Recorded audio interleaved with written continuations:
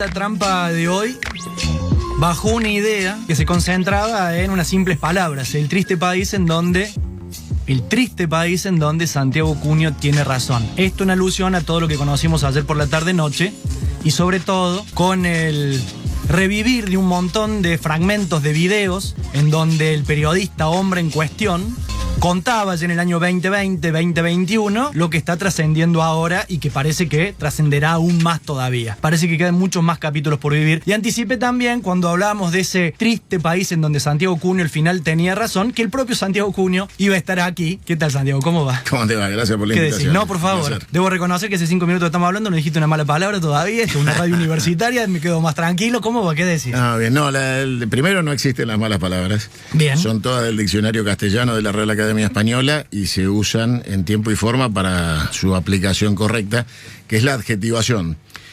Y obviamente los que tenemos respeto por las grandes personas y personalidades de la Argentina, no tratamos igual la memoria de Favaloro que al hijo de puta de Milei, con lo cual a cada uno lo suyo.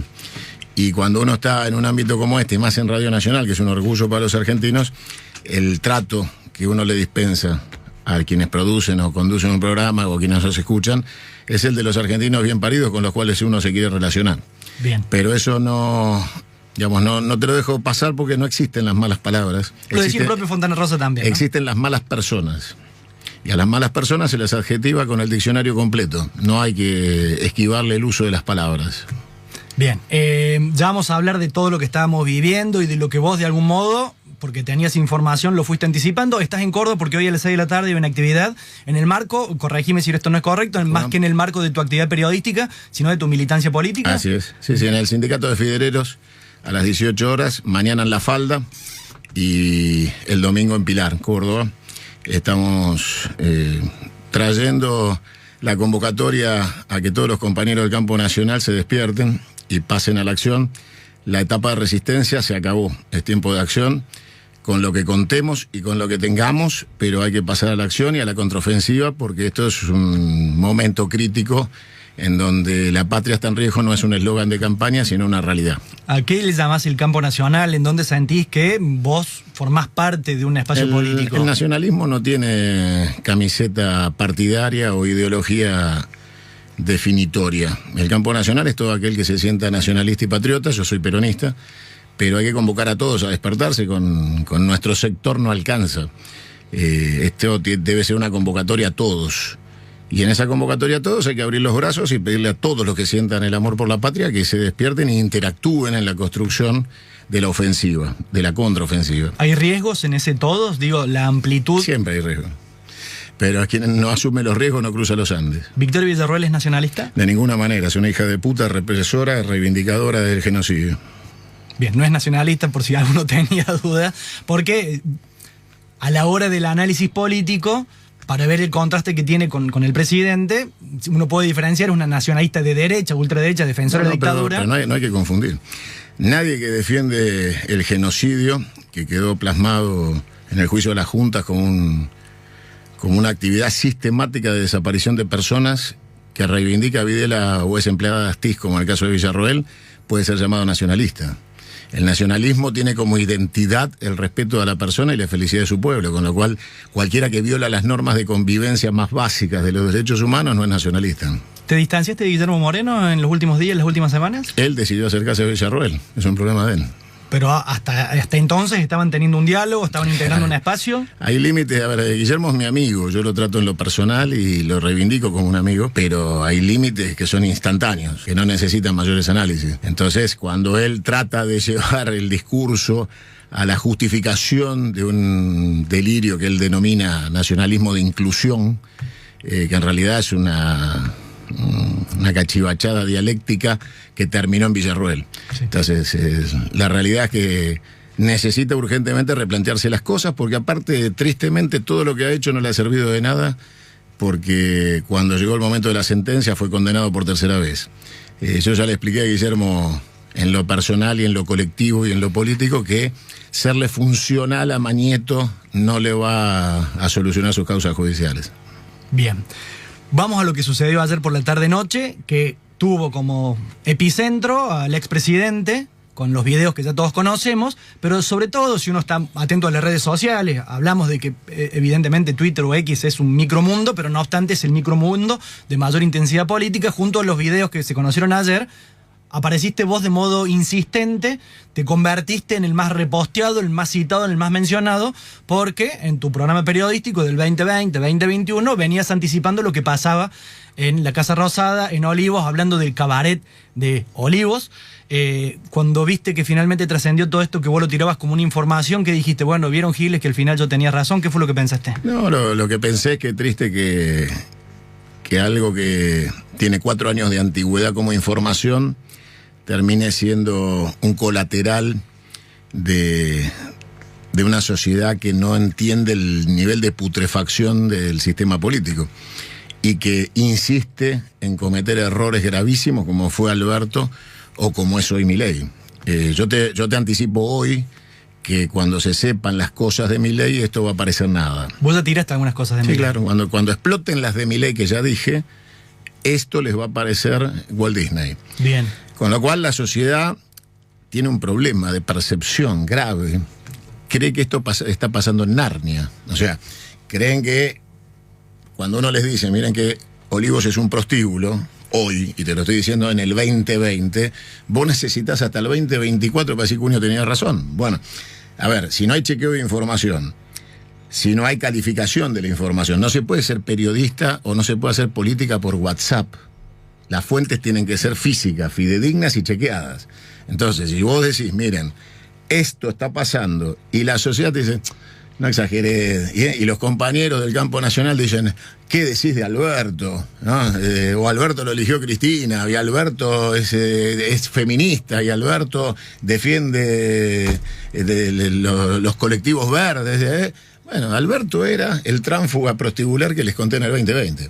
El problema es que se comieron 4 años sosteniendo un mentiroso, un hipócrita y un corrupto que nos dejó a Milei de herencia. O sea, sin toda esa actitud prostibular y esa corrupción personal, en vez de estar en la casa de gobierno o en Olivos, en una relación tóxica y extorsiva con su pareja, que nunca fue primera dama porque nunca fue su esposa, con lo cual todo lo que rodea esa relación, que termina y deriva en el delirio de la violencia física, tiene que ver con una relación tóxica y extorsiva que nació entre ellos antes de que él fuera elegido por Cristina para ser presidente. Derivan todas estas situaciones. Ella sabía de las actividades prostibulares de Alberto, conocía. Yo, aparte, no sé si ustedes recuerdan, pero hay un video que todavía no sacaron, cuando yo mostré una de las chicas de Alberto corriendo alrededor de la Quinta de Olivos y mandándole mensajes mientras él estaba con su pareja embarazada. O sea, todo formaba parte de lo que obviamente la señora Fabiola Ianni también conocía. Los niveles de tensión explotan, pero la pregunta es, ¿quién gobernaba? O sea, si tu día está entre el WhatsApp, las prostitutas hasta las 6 de la mañana y la tensión con tu pareja, que va a ser la madre de tu hijo, que te reclama atención y dedicación, y vos no tenés tiempo para gobernar, claramente nunca le hiciste un favor más grande a la derecha liberal genocida para que vuelva que eso. Le pavimentaste, ni peaje le cobraste, le pavimentaste la autopista y los depositaste en la casa de gobierno. A esas ocupaciones que tenía Alberto Fernández se le puede sumar también la interna que tenía con la propia Cámpora, con la propia Cristina, como elementos que no ayudaban al gobierno, más bien generaban mayor desgobierno. Mira, yo le exigí a Cristina en el 2020 que se hiciera cargo del gobierno. También está en esas fechas. Cuando yo digo quién era Alberto y le digo a Cristina, vos sos la única responsable, hacete cargo del gobierno. Terminá con Alberto Fernández, pedirle la renuncia y asimilá que tenés la obligación histórica de gobernar.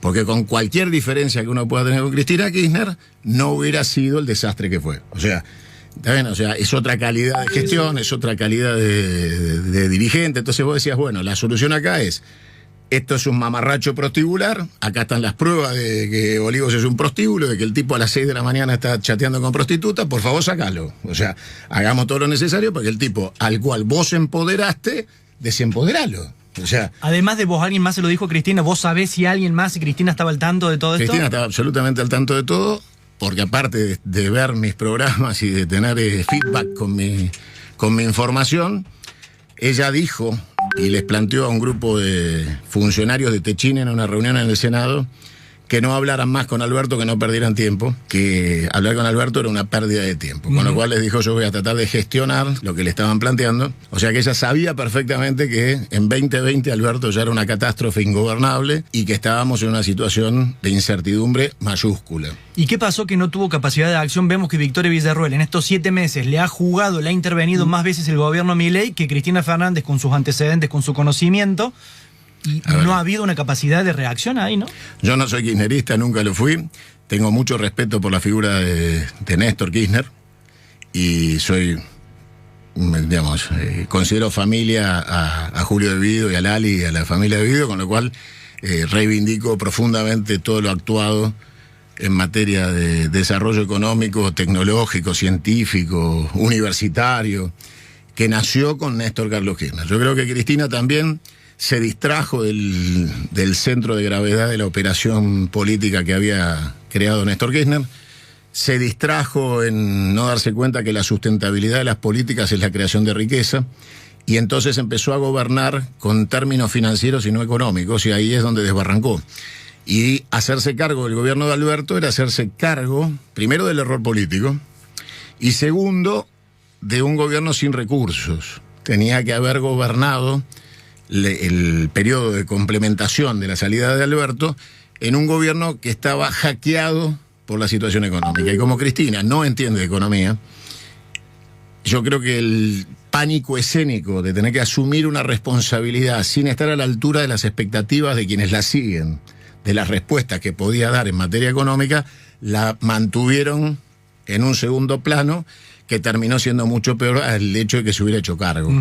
Pero Cristina termina teniendo una visión liberal de la economía. Termina hablando de bimonetarismo, termina hablando de mercado. O sea, evidentemente, las enseñanzas de Perón no llegaron hasta el 2024 en materia de tercera posición y en materia económica de definición de tercera posición, como ni yanquis ni marxistas, y la definición clara que da Perón de por qué no somos capitalistas. Con lo cual, evidentemente... La definición clara que da Perón de que no somos capitalistas. No somos capitalistas, lo dice Perón. ¿Tercera posición? Tercera posición en materia política y económica. Es imposible que... ¿Qué hay entre el capitalismo y el comunismo, que sería el peronismo? Claramente. Definilo en 3 líneas en materia económica. La definición en materia económica es obviamente la visión antropomórfica de trabajar para la felicidad del hombre como epicentro de la acción política, que tiene que ver con que la economía esté al servicio de ese estado de felicidad. Y cuando Perón dice el capitalismo en 2 décadas ha hecho más que los últimos 3.000 años de historia, pero el costo de ese desarrollo es el ser humano. Esa no es nuestra política, y deberemos ver cómo hacemos para administrar las tecnologías industriales, decía Perón en ese momento, para que la máquina no reemplace al hombre. Bueno, hoy estamos en tiempos de la inteligencia artificial devastadora, que puede terminar no solo con la participación del hombre en materia económica, sino que el capitalismo, como una definición de creación de dinero a partir del dinero y no del trabajo, encuentre la prestación de servicios y generación de insumos sin necesidad de mano de obra humana. Eso es un poshumanismo que está en marcha, que es la base del desarrollo del capitalismo de acá a 50 años. Qué diferente que es este Santiago Cuño con el Santiago Cuño que se viraliza en redes, en su programa, con un método mucho más enérgico. Te habrán dicho en más de una oportunidad, un método violento. ¿Te lo han dicho o no? Mirá, yo puedo responderle a eso diciéndote que cuando el enemigo ejercita la violencia, se le contesta con la conjugación de esa violencia en términos dialécticos o operativos. Sí. Yo no tengo miedo al uso de la violencia, siempre y cuando sea defensiva y medida en cuanto a la proporcionalidad. Entonces, la situación de definir mi dialéctica como una dialéctica violenta tiene que ver con la violencia operativa diaria, por ejemplo, que lleva adelante este gobierno, o llevó adelante el gobierno de Macri, o que llevaba adelante Alberto Fernández, que había sido empoderado por nuestro voto, con lo cual lo categorizan la lista de los traidores, que es mucho peor que la del enemigo. Bueno, a esas situaciones yo les contesto en términos de la demanda de la agresión que yo siento que recibimos. Entonces, no me pidas que sea coloquial o que utilice los modos que utilizo para la gente con la cual uno tiene gusto de compartir, que la confrontación con un enemigo que es absolutamente criminal. Pensaba yo no en términos pragmáticos, prácticos, si quizás todo lo que, y me lo pregunto y no lo sé, y no sé si vos tendrás la respuesta, y posiblemente tu respuesta sea un no, pero me preguntaba si todo eso que escuchamos de vos en el 2020, 2021 acerca del cabaret de Olivos, se hubiera dicho en estos términos más digeribles por la sociedad argentina, más informativos si se quiere, a lo mejor se te hubiera escuchado más. La verdad es un hecho incontrastable, es simplemente la verdad, no se contrasta con nada. Pero la gente necesita tiempo para llegar a darle valor a la verdad. La verdad en sí misma, contada al estilo de Quino con Mafalda o al estilo de Cunio con las puteadas, sigue siendo la verdad. En las viñetas de Quino y en los programas de Cunio. Vos con el tiempo encontrás la prueba, que yo te avisé, y que por lealtad y con la vocación de no pavimentarle, porque yo lo decía en esos videos del 2020, ustedes van a traer de vuelta a la derecha liberal a la Argentina. Por ese motivo no mostré lo que hoy surge, porque hubiera sido yo el responsable de la caída de Alberto. Con lo cual yo tuve la conciencia de saber que tenía que advertir, pero no ser instrumento de que facilitara la vuelta de la caída de un gobierno y la vuelta inmediata de esta pesadilla que finalmente la trajeron igual, porque era inevitable. O sea, lo contara yo o no lo contara, mostrara o no mostrara el material que yo tenía, tarde o temprano iba a salir. No solo depositaron este gobierno, sino que ahora le hacen el favor de que este quilombo estalle justamente ahora, promovido porque ellos han adquirido el control de la inteligencia. Con lo cual se le facilitan todos los instrumentos para la adquisición del material que hasta ahora solo tenía yo y ahora ya es de manejo del gobierno porque han adquirido las facultades públicas de administrar la inteligencia. Entonces, claramente, en este escenario, el aprendizaje es, no tarden 4 años en creerme. De la misma manera que les dije que Alberto era lo que es. Vamos a Milei, porque hablaste vos de Milei. Yo hoy les digo, Milei es peor que Alberto. Estamos frente a un personaje psiquiátrico en términos profesionales. Esto no es despectivo. O sea, son millones de personas las que tienen tratamiento psiquiátrico, pero no tienen responsabilidad de Estado. O sea, nadie por tener un tratamiento psiquiátrico es buena o mala persona. Pero cuando vos le das la responsabilidad de pilotear un Boeing 747 lleno de pasajeros, la condición psiquiátrica sí es inhabilitante. O sea, lo que no es inhabilitante en el conjunto social, en la convivencia, sí lo es en la actividad de ser presidente de la nación de los argentinos. Gracias al trabajo que hizo Alberto Fernández y a los errores profundos de Cristina, este personaje psiquiátrico, esquizofrénico, lleno de debilidades que no se condicen con el ejercicio del mando del poder político de una nación, se hizo del poder y de la virome del Estado y del gobierno de los argentinos, que también, por cuestiones incontrastables en materia de su personalidad, son inmodificables. Y está hoy cometiendo cosas mucho más graves que las de Alberto. En términos político-económicos las vemos a simple luz del día, digo, sí, porque claro, no hay un solo índice que esté diciendo que la cosa va bien. Sí. Ahora, ¿hay algo que no vemos? Me dice, ¿dónde está Loan? Porque mientras hablamos del prostíbulo de Alberto, que yo te lo dije en el 2020, sí. O sea que para mí es tema terminado, simplemente la confirmación de lo que ya dije. ¿Dónde está Loan? Loan tiene como llamador de atención de los argentinos redes de pedofilia, de venta de órganos, de tráfico de drogas, de organizaciones mafiosas en lo que es una comarca geográfica que es el norte argentino, que rompe fronteras en materia de delito. O sea, la frontera entre las provincias o entre los países es solo para vos y para mí cuando tenemos que cruzar a Paraguay y te piden el pasaporte en el puente. Pero el cruce ilegal, ese no tiene fronteras. Loan está desaparecido hace 60 días. Uno de los actores detenidos por el secuestro, la desaparición forzosa, y la desaparición forzosa es un delito de lesa humanidad. Entonces, para categorizar bien lo que pasa con Loan es que está desaparecido, supuestamente secuestrado y desaparecido. Bueno, es sustracción forzosa de una persona, privación ilegítima de la libertad. Es un marino que fue chofer de Astiz, que es Pérez.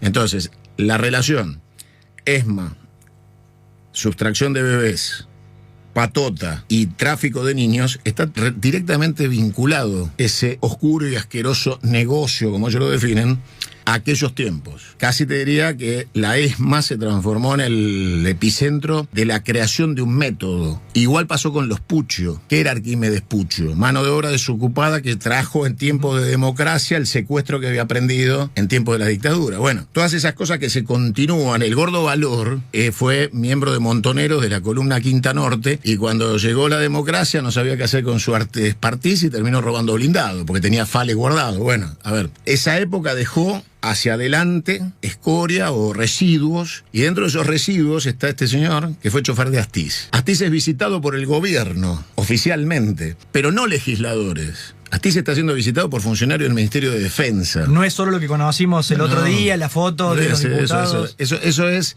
acción colateral. ¿Ven? Eso es tratar de involucrar a los legisladores en la operación central, que es la visita de funcionarios del Ministerio de Defensa, enviados por el ministro de Defensa, a negociar con los detenidos de lesa humanidad condiciones. ¿Para qué? Para buscar una manera de darles de prisión domiciliaria o morigeración, y en algunos casos prescripción de las acciones. Para eso están interactuando con los detenidos desde el Ministerio de Defensa.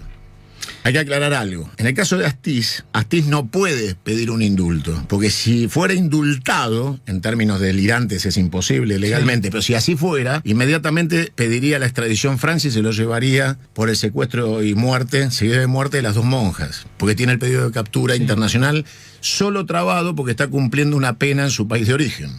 Si a él se le condonara la pena, inmediatamente debe ser extraditado a Francia. Sí. Con lo cual Astiz nunca va a pedir su indulto o su libertad, porque si él queda libre en la Argentina, queda preso en Francia. Pero sí prisión domiciliaria. Pero sí morigeración y traslados. Bueno, todo esto tiene que ver con todo, como decía Pancho Ibáñez, todo tiene que ver con todo. Sí.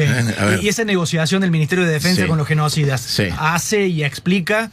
¿Se explica por las convicciones de este gobierno, por la reivindicación de la dictadura? Se explica porque financiaron económicamente y políticamente. ¿Quién puso plata? Los genocidas han puesto dinero en la campaña de Milei. A ver, si alguien cree que la estructura del proceso perdió capacidad económica, no entiende nada. Fueron miles de millones lo que se robaron en materia de gestión durante esa etapa. Sí. Y se quedaron con grandes grupos empresarios y participaciones en empresas. No, a ver, no crean que son pobres. Ni tienen la plata debajo del colchón. Vos decís que hay activos económicos. No, la tienen activa, tienen activos económicos, productivos. A ver, muchos de ellos tienen soja, la famosa soja. Bueno, los campos, muchos de ellos tienen inversiones agropecuarias, tienen inversiones productivas. No es tan fácil desarticular eso, porque eso siguió funcionando con el tiempo. ¿Se tienen nombres de quienes pusieron, vinculados a la dictadura, que pusieron plata para la campaña de Milei? Lo pusieron desde Ezeiza, desde el penal, con lo cual es muy difícil que vos puedas controlar la marroquinería. La marroquinería es dinero en bolso, no es dinero... O sea, acá viste solo los bolsos de López, pero muchos bolsos financiaron la campaña de Milei. Con lo cual, la realidad es que la relación... Y fíjate de dónde te traigo, de Logan. Logan tiene en el núcleo del secuestro un marino chofer de Astiz. El gobierno, que está involucrado con el gobierno de Corrientes, el gobernador de Corrientes y sus ministros están involucrados con la mafia política que sostiene a los involucrados en el caso Logan. El gobierno busca la impunidad de los genocidas. El gobierno fue financiado por los genocidas. El gobierno tiene a Villarroel en la vicepresidencia. O sea que si hoy muere Milei, asume una empleada de Astiz la presidencia de la nación. Sería el éxito total de la maniobra. Bueno, todo esto tiene que ver con concepciones. Uno de los perros del desquiciado se llama Murray, y eso es porque Murray decía, entre otras cosas, filosóficamente del libertarismo, que el Estado no puede meterse en la cama de las personas. Cuando dice personas y no dice adultos, se está refiriendo a que los niños pueden dar consentimiento a los adultos para tener sexo. Por eso habla de personas y no de adultos. Cuando dice el Estado no se puede meter ni regular la sexualidad, lo que está diciendo es el Estado no puede meterse en el consentimiento de un menor para tener sexo con un adulto. Los movimientos de pedofilia, de legalización de la pedofilia ya existen. Ya hay militancia pro pedofilia. El desquiciado que tenemos de presidente adhiere a una secta que tiene 85 presos por pedofilia en Estados Unidos. ¿Adhiere a una secta? La secta que fue detectada por los túneles en Nueva York. Sí. Esa es la secta a la que adhiere Javier Milei. Esa secta tiene 85 detenidos por investigación de pedofilia, no de ahora, desde hace 20 años que esa secta es seguida por temas de pedofilia. Hubo incluso rabinos detenidos de esa secta por investigación de pedofilia. Con lo cual, dime con quién andas y te diré quién eres, ¿no? No hace falta... Más allá de este dato que es real, ¿conoces alguna otra cosa del presidente? Yo lo que conozco es que el presidente me dijo a mí que la pornografía infantil no tiene nada de malo y que él podía acceder. ¿Eso te lo dijo públicamente o en privado? Lo dijo a mí hace 8 años en Crónica, 6 años. ¿Pero lo dijo al aire? No. En privado, digo. Sí. Él tenía charlas privadas conmigo durante años. Sí. ¿Vos llegaste a ser amigo de Milei? No, la amistad es otra cosa. Él lo que tenía era, si te diría, un vínculo casi de necesidad de exteriorizar o decir, o sea, de buscar un referente para tal vez no ir al psicólogo, porque el problema más grave de Milei es que no se trata. O sea, es una persona que tiene un rasgo esquizofrénico no tratado. Tal vez si tuviera profesionales que lo acompañaran sería distinto. Pero su negación, que es parte de su enfermedad, lo lleva a charlar con vos en un café, no en ir a buscar un asesoramiento profesional para contener sus situaciones. ¿Cuánto tiempo compartieron con Milei? 4 años. Era columnista de tu programa. Sí, diario. ¿Vos lo llevaste a partir de qué? Yo fui el primero que le di un micrófono porque su posición económica estaba a la derecha de Macri. Era una cuestión de identidad económica, de discutir, por ejemplo, él discutía profundamente a Caputo, discutía a Schwarzenegger. Sí, era muy crítico. Sí. Bueno, todo eso lo hizo conmigo. Yo le di la posibilidad de criticar al macrismo. En esa base le di visibilidad. Fueron 4 años de macrismo, fueron 4 años de Milei. Y ahí no decís, che, le di micrófono al tipo que finalmente dio a la Casa Rosada. Digo, no sentí También le di el micrófono a Alberto. Sí. ¿Y no sentí responsabilidad en ese sentido? Digo, porque uno piensa que Milei es una construcción de los medios. Vos estás obligado como periodista a la pluralidad y a sentarme acá y te guste o no te guste lo que yo diga. ¿Y te garantizaba rating en ese momento Milei? No, me garantizaba una visión económica que contradecía la que aplicaba el gobierno de Macri en ese momento, que es la misma que aplica él hoy. Él hablaba contra los empresarios saqueadores y él es hoy el títere y el bufón de esos empresarios saqueadores. Con lo cual, acá el jefe de la banda es Urnequian. El jefe de la patota del saqueo argentino es Urnequian. Y Urnequian eligió a este personaje como mascarón de prueba. Bien.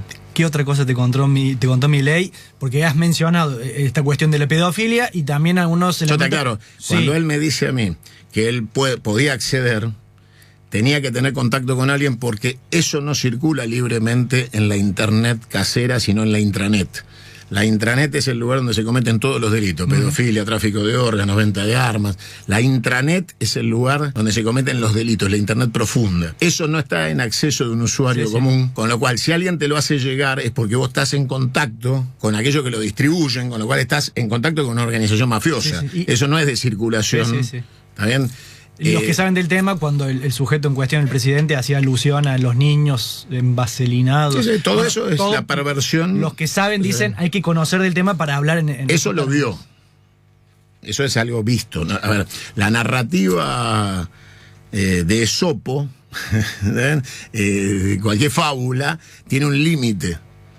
Vos podés ser la persona más fabuladora del mundo y no tenés conocimiento técnico de lo que estás hablando. Bueno, llegás hasta la fantasía de la fábula, pero vos no podés dar detalles más allá de la imaginación, ¿no? Bueno, cuando alguien te da especificidad es porque accedió a información, tiene de dónde, de algún lado lo sacó, lo vio, lo palpó. Entonces él te da una imagen. ¿Cómo construís una imagen que no viste? O sea, la imagen es algo que supera la imaginación. Es una imagen, es algo tangible.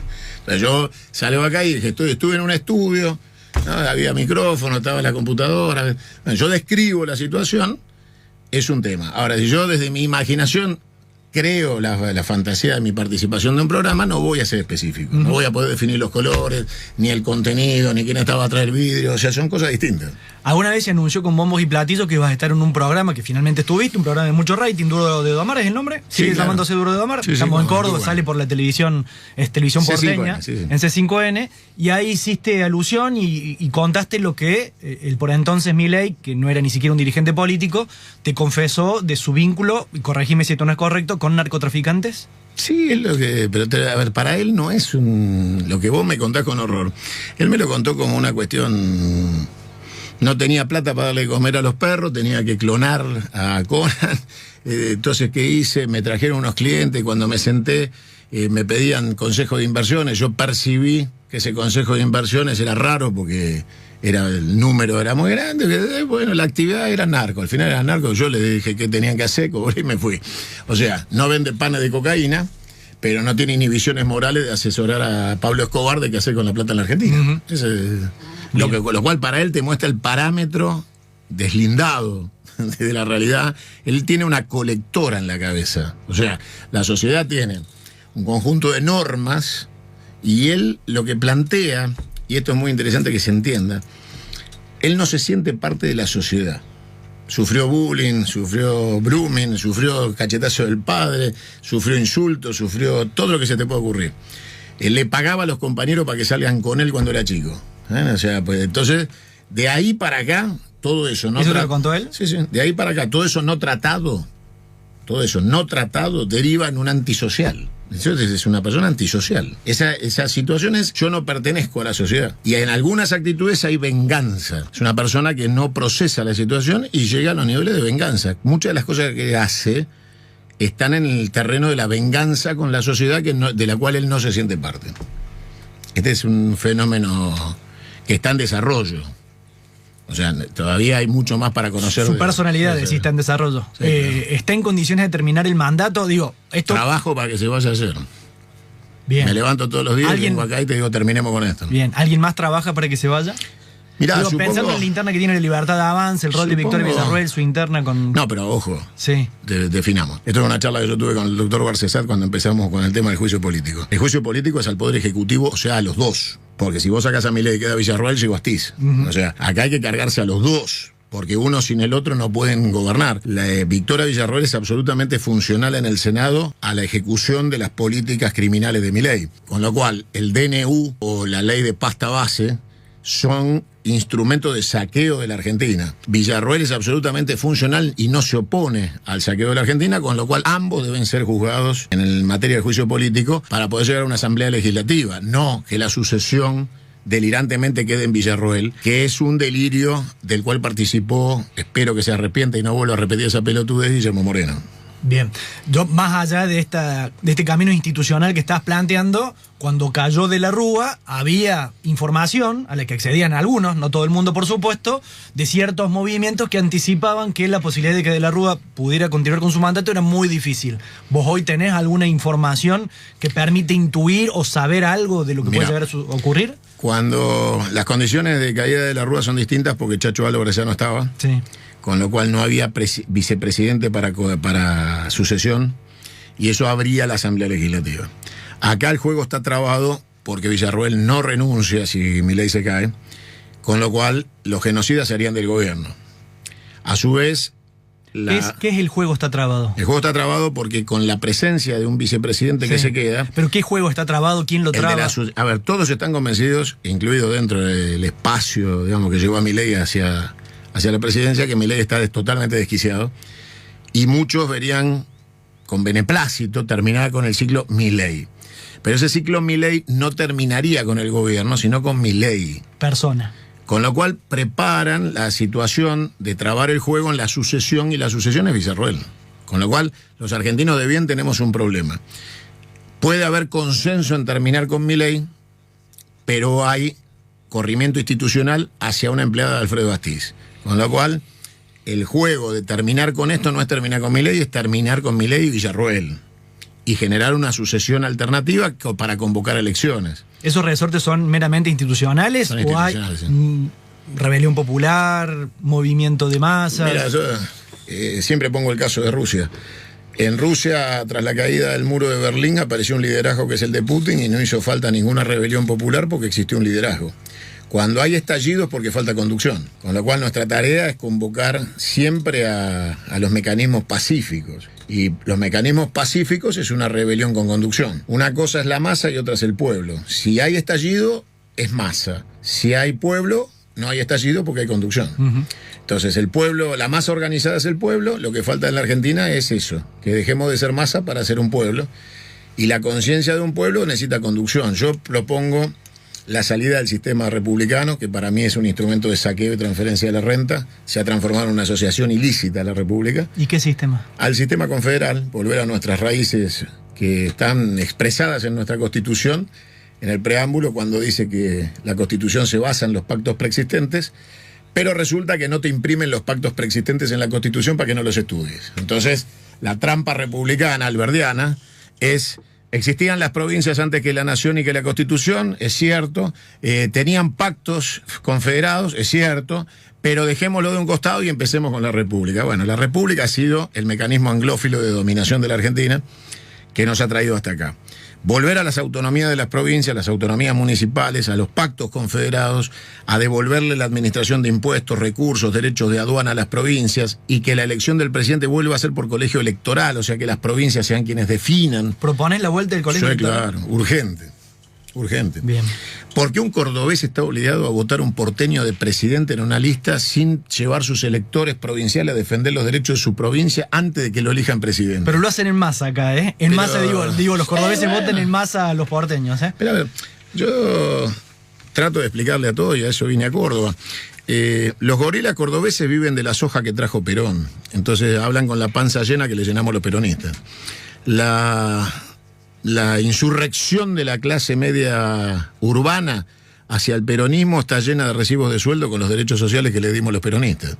Entonces, es muy fácil hablar cuando vos ya tenés los beneficios que costaron sangre, tiempo y luchas que se dieron desde el campo nacional y popular. Lo que hay que tratar es de entender que estamos en el siglo XXI y que necesitamos un sub-50, que hay que terminar con el geriátrico de la conducción que se niega a dar un paso al costado y hacerle lugar a la juventud. Porque tenemos jóvenes con experiencia, tenemos intendentes, legisladores, gobernadores. ¿Ves alguna figura hoy con protagonismo, con conocimiento público? Porque se precisa que sea conocido. Cuando uno va a revolver al basural, termina comiendo basura. No hay que buscar mediáticos, hay que buscar dirigentes. Entonces, la dirigencia está en muchos... Yo soy bonaerense, con lo cual hablo desde mi provincia. Yo en mi provincia tengo intendentes como Grey o Leonardo Nardini, que son pibes de menos de 50 años, que son brillantes, van por el tercer mandato, reelegidos con más del 60%. ¿Por qué no podemos aspirar los bonaerenses a tener un muchacho joven con 3 mandatos y más del 60% de reelección popular en su territorio para que sea gobernador? O sea, a ver, ¿por qué el peronismo tiene que enredarse en explicar a Alberto Fernández? Si no es cierto. Tenemos legisladores jóvenes en todo el país.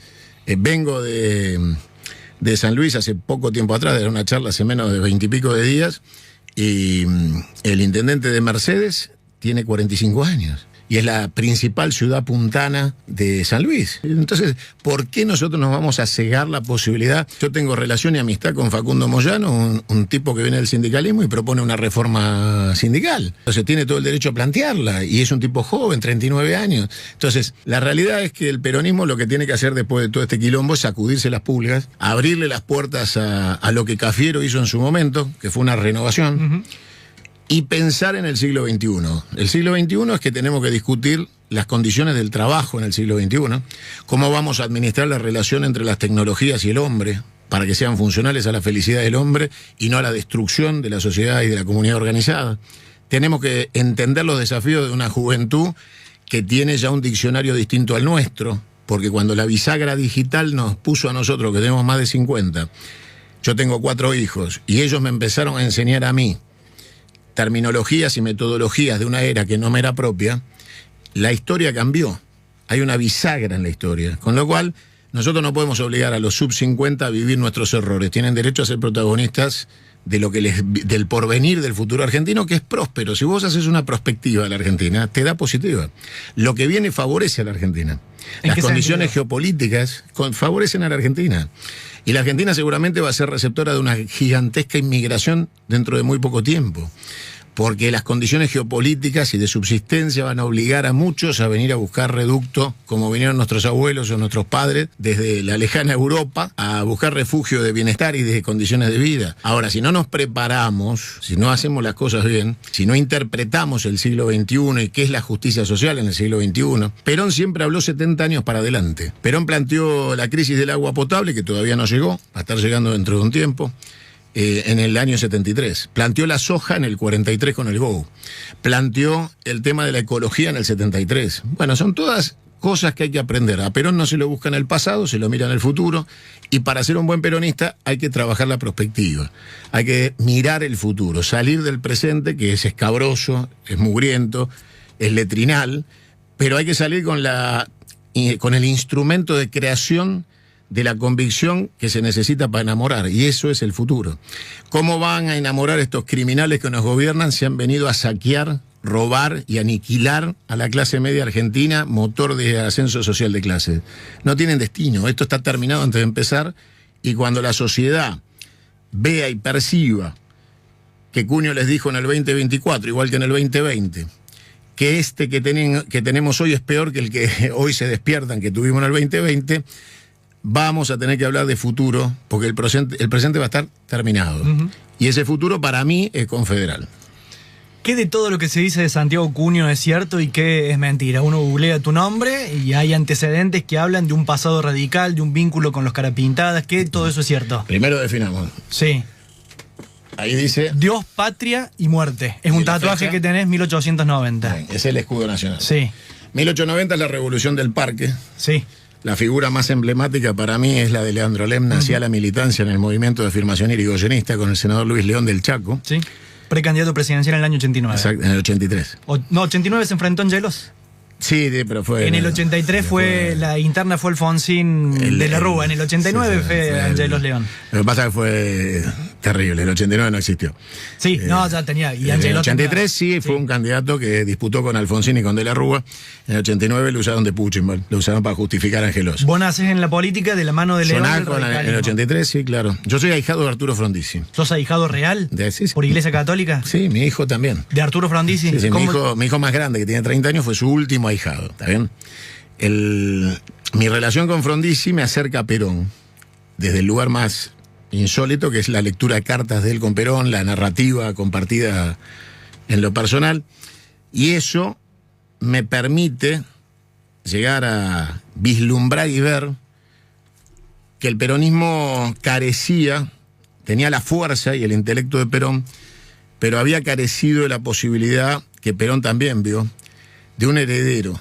Por eso cuando se sube al balcón dice: mi único heredero es el pueblo, porque mira para los costados, hacia izquierda, hacia derecha, y dice: de todo esto nada, muchachos, ¿eh? O sea, y nos deja el legado de decir que salga de ustedes, ¿eh? Yo me muero, el que venga de ustedes. Desgraciadamente llegamos al 83 y los planteos que hacía el peronismo en el 83 eran: somos la rabia, y veníamos de la muerte, de la tortura, de la desaparición. La sociedad entendía que eso no era el camino, ni la revancha, ni la rabia, ni el pacto sindical militar. La gente quería justicia, orden y progreso, paz social. Eso lo prometía Alfonsín. Yo nazco en el radicalismo a la militancia, y obviamente por una cuestión de íntima convicción y aprovechando las enseñanzas de otros radicales que fueron los de Forja, Jaurecho, Meromance, Scalabrini Ortiz, llego a la convicción de que el tercer movimiento histórico del que hablaba Alfonsín no podía ser otra cosa que encabezado por el peronismo, porque el radicalismo se había burguesado y se había transformado en un instrumento de las pequeñas burguesías urbanas que no entendían el desafío de un edificio sin terminar, que es la Argentina, que hoy sigue sin terminar, que no es un país independiente, que llegó el 2000 y nos encontró dominados, con lo cual llegó al peronismo por íntima convicción. Así que sí nacía la militancia en la estructura radical, dejando como parámetro que siempre pertenecía a los sectores aleministas revolucionarios del partido, a los famosos boinas blancas, en la transición de Forja, y nunca al alvearismo radical de la representación de la socialdemocracia. Bien. De hecho, me reputié con Alfonsín durante toda la década del 80. ¿Y tuviste un vínculo en su momento con los representantes o referentes del movimiento Cara Pintada? Con Rico, estuve y participé, sí, activamente. ¿Participaste? Sí, claro.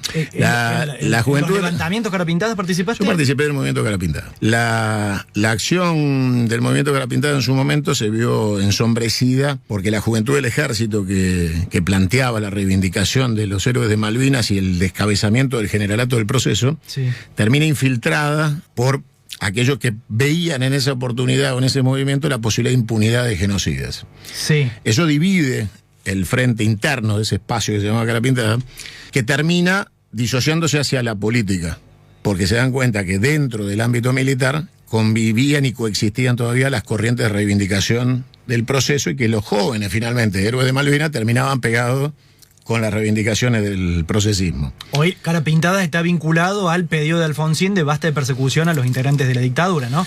No, en realidad Alfonsín lo que dice son héroes de Malvinas, cuando vuelve al balcón. Sí. Y Alfonsín y Jaunarena, que se reúne con Rico en el edificio Libertador durante Semana Santa, mientras Alfonsín está diciendo voy a Campo de Mayo a pedir la rendición, Rico estaba con Jaunarena negociando en el edificio Libertador. Y ahí queda claro que una cosa no era la otra, porque se pedía el descabezamiento del ejército, 50 generales pasando a retiro, con lo cual no cerraba la idea de una reivindicación del genocidio, se estaban pidiendo la cabeza de los que manejaban el ejército buscando impunidad. Y entonces ahí empiezan a identificar que había una camada joven que no tenía un carajo que ver con el proceso, pero que el hecho del levantamiento favorecía. Entonces Alfonsín le pide a Rico, termine con esto, pasemos a la etapa de negociación, y Rico le dice, yo no tengo problema en ir preso, voy a ir preso. O sea, asumir las consecuencias, pero Alfonsín no se anima a descabezar el ejército, no lo hace, finalmente no lo hace. Genera Montecasero, genera el 3 de diciembre, genera Villa Martelli, y finalmente yo el otro día decía en América que yo gozo de la amistad privilegiada del general Balsa, con el cual me reuní hace unos días para hablar de estos temas, justamente, de la historia argentina que muchos desconocen. Y entonces recordábamos que él se juntó con Rico en Semana Santa con el rango de coronel, estaba en el edificio Libertador, se va a Campo de Mayo. Balsa obviamente no solo no tiene nada que ver con episodios de... No, fue el hombre que pidió sino disculpas. que fue el que pidió disculpas. Pidió disculpas, claro, en un programa de Bernardo Nesta. Él le reconoce el heroísmo y la acción como soldado tanto a Rico como a Seineldín. Él fue quien detuvo a Seineldín el 3 de diciembre. Si bien Seineldín no estuvo en las operaciones, lo detiene por ser el jefe operativo. Él reprime la sublevación del 3 de diciembre. Y en el comedor de su casa tiene su foto con Seineldín cuando se rindieron en Malvinas y vinieron juntos para... Tiene la foto Balsa con... Está colgada en el comedor de su casa. Bien. Con lo cual la historia argentina tiene que empezar a escribirse con nombres y apellidos más detallada, menos plural y más singular, para poder explicar a la gente quién es quién en los episodios. Porque Seineldín murió sin un solo reproche de la democracia. O sea, nadie le puede imputar a Seineldín ninguna imputación de vinculación con delito de lesa humanidad. Pagó con 11 años de prisión su jefatura durante los episodios del 3 de diciembre, con lo cual Balsa lo visitaba en la prisión. Siendo jefe del ejército y siendo quien lo detuvo, lo visitaba porque era su camarada y habían combatido juntos contra el inglés. Con lo cual... hasta que Duhalde lo indultó, ¿no? Claro, junto pero con no hay blancos y negros definitivos en la interpretación de la historia, porque eso nos lleva a que estos sátrapas que nos gobiernan hoy puedan plantear la teoría de los dos demonios, el blanco y el negro, el Boca y el River. No funciona así. Porque cuando funciona así, la sociedad es manipulada. La historia fue reemplazada por la memoria, no hay historia. No se explica, hace años que nadie le explica historia a los chicos jóvenes de qué es lo que pasó. Y de lo cual yo soy uno de los protagonistas. Bueno, hay que explicarles. Hay que hacer que accedan a la historia. Porque si no acceden a la historia, la memoria es corta y la reemplazás por WhatsApp. Entonces, el relato va variando y la memoria va siendo manipulada según quién gobierna. Y la administración de las redes sociales o los medios de comunicación. Hay una historia que hay que escribir y hay un tiempo de acción que debe ser ya para sustituir este presente que pone en riesgo la integridad territorial, política, social, económica, financiera y religiosa de los argentinos. Esto no es un episodio más. Esto es la liquidación del Estado de los argentinos. Vienen a liquidar. El proceso de endeudamiento ya lo hicieron. Este es el proceso de liquidación. Entonces los argentinos tenemos que asimilar que la Argentina está en default y que ese default es ilevantable en términos de capitalismo de mercado y que tenemos que cambiar el sistema político y económico para poder resurgir. Nuestro destino geopolítico son los BRICS, sin ningún lugar a dudas. Debemos estar ahí, pero para poder ingresar ahí también hay que cambiar condiciones administrativas, porque si no vas a fracasar en los BRICS. Entonces, sí, negociar con más grandes que vos siempre es más difícil, ¿no? Si no tenemos una posición de estabilidad desde la cual la Argentina pueda replantearse su existencia, seremos Yugoslavia o Palestina. Santiago Cunio se presenta esta tarde en Córdoba a las 6 de la tarde. Un gusto poder haber dialogado. Reconocemos que en más de una oportunidad hemos sido críticos de vos por la cuestión del método que entendemos como un método violento, agresivo, pero que en esta hora de conversación, aún con diferencia... Caputo no putea. No, es cierto. Es muy elegante incluso. Es muy elegante. Martínez de O tampoco lo hace. La última por sí o por no, porque tengo la duda personal y esto es secundario. ¿Es cierto que tomaste la Casa Radical armado? Sí, claro. ¿Sí la tomaste? ¿Estabas armado? Sí. ¿Sí? ¿Sí? No le creetías ni un poquito. No, ¿por qué? Sí, de hecho, no solo lo hice, sino que Servini de Cubiría me detuvo, porque era lo obvio que debía suceder después de eso. Tuve mi discusión con Alfonsín cara a cara en esas circunstancias, y obviamente las circunstancias hicieron que una vez más me pidieran perdón y me dejaran ir a mi casa. Santiago Cunio, muchas gracias. A vos.